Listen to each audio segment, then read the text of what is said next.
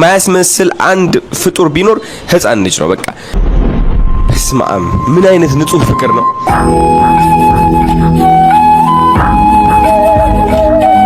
እውነቴን ነው የምላችሁ። የልጅ ለፎቶ አልጠየቀኝ። እኔ እንጃ ቲክቶክ ላይም አይቶኛ ቃል ሁላችንም እንደዚህ ህፃን ልጅ ብንሆን ብንዋደድ እንደዚህ በፍቅር ብንሳሳም ለራሱ ማለት ስልክ ልትቀበሉ ፈልጋለሁ፣ ላግዘው ፈልጋለሁ። የልጅ የሆነ የሚወደው ነገር ልገዛለት ፈልጋለሁ። እውነት ዛሬ እኔ ምንም ቃላት አልደረድርም። ባይሆን እናንተ በኔ ምትክ ትሆኑና ለዚህ ህፃን፣ ለዚህ ድርጊቱ፣ ለዚህ ንጹህ ፍቅሩ ይመጥናል የምትሉትን ማንኛውም መልእክት ኮሜንት ታደርጋላችሁ። በነገራችን ላይ አዶናይም በዛ ግርግር ውስጥ ይሄን ህፃን አላስተዋልኩትም ነበር፣ ባይሆን አሁን አገናኙኝና የሚወደውን ነገር ልገዛለት እፈልጋለሁ ሲል ነበር። መቼስ እስካሁን ተገናኝተዋል፣ ግን እናንተ ስለ እውነተኛ ፍቅሩ ጻፉልኝ። መልካም ጊዜ ጋይስ። የልጅ አያችሁት እንዴት እጄን እንደሳመው። እኔ የዛኔ ያልተሰማኝም ነበር፣ ዲስትራክተር ሆኜ ነበረ። አሁን ግን ሆኜ ይህ ቪዲዮ ሳየው በስማም ምን አይነት ንጹህ ፍቅር ነው። እውነቴን ነው የምላችሁ። የልጅ ለፎቶ አልጠየቀኝ። እኔ እንጃ ቲክቶክ ላይም አይቶኛ ቃል በጣም ህፃን ልጅ ነው። አይ ዶንት ኖ ግን በጣም እውነት ለኔ በጣም ገረመኝ እና ሳምሃው ይበልጥ ደግሞ ራሴ እንዳፈቀር አድርጎኛል ይህ ልጅ። እውነቴን ነው የምላችሁ። እንደዚህ አድርጎ ሰው ሲስምህ ከልብ ሆኖ ከምታስበው በላይ በቃ ልብህን የሚሞላው ነገር ነው።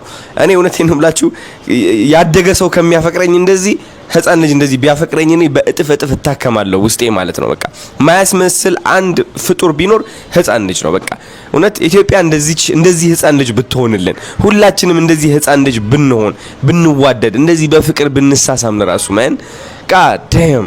ስለዚህ አሁን አንድ ቻሌንጅ ሰጣችኋለሁ። እናንተ ይህ ልጅ ማለት ነው ካገኛችሁት ከሱ ጋር ሆናችሁ ቪዲዮ ስሩና ከዛ ግን ስልክ እንድትቀበሉ ፈልጋለሁ፣ ላግዘው ፈልጋለሁ። ይህ ልጅ የሆነ የሚወደው ነገር ልገዛለት ፈልጋለሁ። እኔ እውነት እወዳቸዋለሁ። የንጹህ ፍቅር ዋጋ ማህበራዊ ሚዲያውን ያናወጠው የአዶናይና የታዳጊው ህፃን ድንገተኛ ሲሳይና እውነተኛ የህይወት ታሪክ ሰሞኑን መላውን የሀገራችንን ማህበራዊ ሚዲያ ተጠቃሚዎች በተለይም የቲክቶክ መንደርን በከፍተኛ ስሜት ያናወጠውና የብዙዎችን ቀልብ የሳበው አስደናቂ ክስተት አንድ ንጹህ ህፃን ልጅ ለታዋቂ ወጣት አዶናይ ያሳየው እውነተኛና ያልተመለሰ ፍቅር ነው። በዚህ ምድር ላይ ማያስመስልና ንጹህ የሆነ አንድ ፍጡር ቢኖር እውነቴን ነው የምላችሁ ይሄ ህፃን ልጅ ያሳየው እውነተኛ ፍቅር ነው። ዛሬ በአድናቂዎች ጥያቄ መሰረት ይህንን ቪዲዮ ተከትሎ በአርባ ምንጭ ከተማ የተገኘውን የዚህን ታዳጊ እውነተኛ ህይወት ታሪክ የቤተሰቦቹን ውጣ ውረድና የመጣለትን ያልታሰበ ወርቃማ ዕድል በዝርዝር በአንቀጽ መልክ ይዘንላችሁ ቀርበናል። የዚህን ህፃን ልጅ ታሪክ እጅግ የሚገርመውና የሰዎችን ልብ የነካው ዋናው ምክንያት ታዳጊው አዶናይን መንገድ ላይ ሲያገኘው እንደ ሌሎች ሰዎች በፍጹም ለፎቶ አልጠየቀውም። ምናልባት ቲክቶክ ላይ አይቶት ሊሆን ይችላል። አዶናይ ራሱ ክስተቱን ሲያስታውስ የልጁ ድርጊት እውነት ለኔ በጣም የገረመኝ እኔ የዛኔ በግርግሩ መሃል ዲስትራክቸር ሆኜ ስለነበር ነገሩ ፈጽሞ አልተሰማኝም ነበር፣ ህፃኑንም አላስተዋልኩትም ነበር ይላል። ነገር ግን አሁን ተረጋግቶ ቪዲዮን ሲያየው ህፃኑ እንዴት እጁን በፍቅር እንደሳመው ሲመለከት ውስጡ በጥልቅ ስሜት እንደተነካ አልሸሸገም። አዶናይ ስለ ህፃኑ ፍቅር ያለውን ፍልስፍናዊ እይታ ሲያጋራ ይሄ ልጅ ይበልጥ ራሴን እንዳፈቅር አድርጎኛል። እውነቴን ነው የምላችሁ እንደዚህ አድርጎ ሰው ከልብ ሆኖ ሲስምህ ከምታስበው በላይ ልብህን የሚሞላው ትልቅ ነገር ነው ይላል። አክሎም ሲናገር ያደገ ሰው ከሚያፈቅረኝ ይልቅ እንደዚህ ያለ ንጹህ ህፃን ልጅ እንደዚህ አድርጎ ቢወደኝ እኔ ውስጤ በእጥፍ ይታከማል ይላል። በሰዎች መካከል መቀየም፣ መበላለጥና አስመሳይነት በበዛበት በዚህ ዘመን የዚህን ህፃን ልጅ ድርጊት የሁላችንንም የውስጥ ማንነት የመረመረ ድንቅ ክስተት ሆኖ አልፏል። ይህንን ንጹህ ፍቅር የተመለከተው አዶናይ ህፃኑን ፈልጎ ለማግኘትና በህይወቱ የበኩሉን እገዛ ለማድረግ በማህበራዊ ሚዲያ ላይ ለተከታዮቹ አንድ ትልቅ ቻሌንጅ ሰጥቶ ነበር። ይህን ልጅ ካገኛችሁት ከሱ ጋር ሆናችሁ ቪዲዮ ስሩና ስልክ ቁጥሩን ተቀበሉ፣ እኔ እውነት ላግዘውና የሚወደውን ነገር ልገዛለት ፈልጋለሁ በማለት ጥሪ አቅርቦ ነበር። ይህንን ተከትሎም የቲክቶክ ቤተሰቦች ባደረጉት ከፍተኛ ርብርብ ህፃኑ ከነሙሉ ቤተሰቦቹ በአርባ ምንጭ ከተማ ውስጥ ፈልጎ ማግኘት ተችሏል። ልጁ መንገድ ላይ የተገኘውና አዶናይ ጋር የተገናኘው በአርባ ምንጭ ከተማ ኖክ ሳይት አካባቢ በሚገኘው የኳስ ሜዳ ዋጋ ላይ ነበር። አዶናይ ለጉብኝት ወደ ከተማዋ በመጣበት ወቅት ህፃኑ ምንም ነገር ሳያውቅ ምን ታይቶት ይሆን ወይም አውቆት ይሁን ሳይታወቅ ድንገት ተጠግቶ እጁን ሲስም በካሜራ ተቀርጿል። ታዳጊው ያሳየው ይህ ንጹህ ልብ እንደ ሀገርም ሆነ እንደ አካባቢው ማህበረሰብ ለብዙዎች ትልቅ ኩራትና ደስታን የፈጠረ ድንቅ አጋጣሚ ሆኗል። የታዳጊው አባት አቶ ጸጋዬ ይባላሉ። አባቱ ልጃቸውን ስላሳደጉበት አስቸጋሪ የህይወት መስመር ሲመሰክሩ ይሄ ልጅ ስናሳድገው በጣም ብዙ ውጣ ውረዶችንና ችግሮች ነበሩበት። እሱ በቤት ውስጥ ታላቅ ልጄ ነው ይላሉ። አባቱ ቤተሰቡን የሚያስተዳድሩት እና ልጆቻቸውን ያስተማሩበት ያሉት በየዕለቱ በሚሰሩት ከባድ የቀን ስራ መሆኑን በጥልቅ ሐዘን ይገልጻሉ።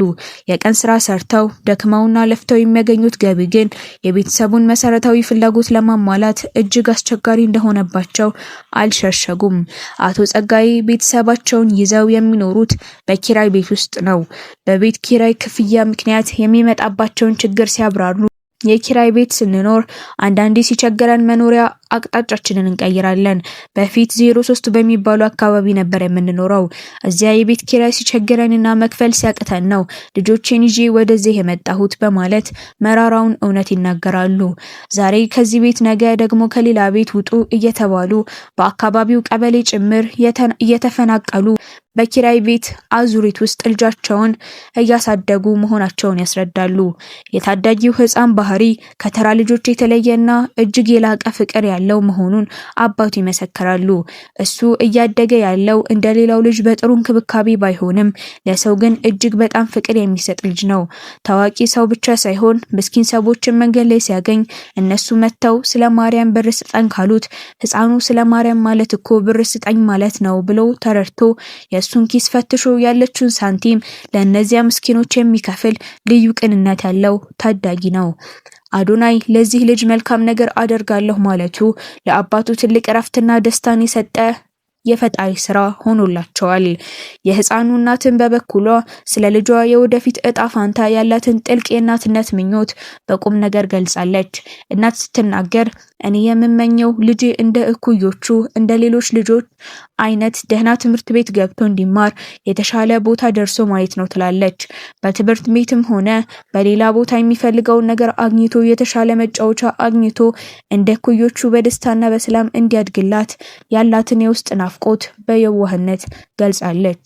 ጋዜጠኛው ታዳጊውን ህፃን ባባዬ አዶናይ ምን ቢያደርግልህ ደስ ይልሃል ብሎ በጠየቀው ጊዜ ህፃኑ የሰጠው ምላሽ በቦታው የነበሩትን ሰዎች በሙሉ ያስደነገጠና ያስለቀሰ ነበር።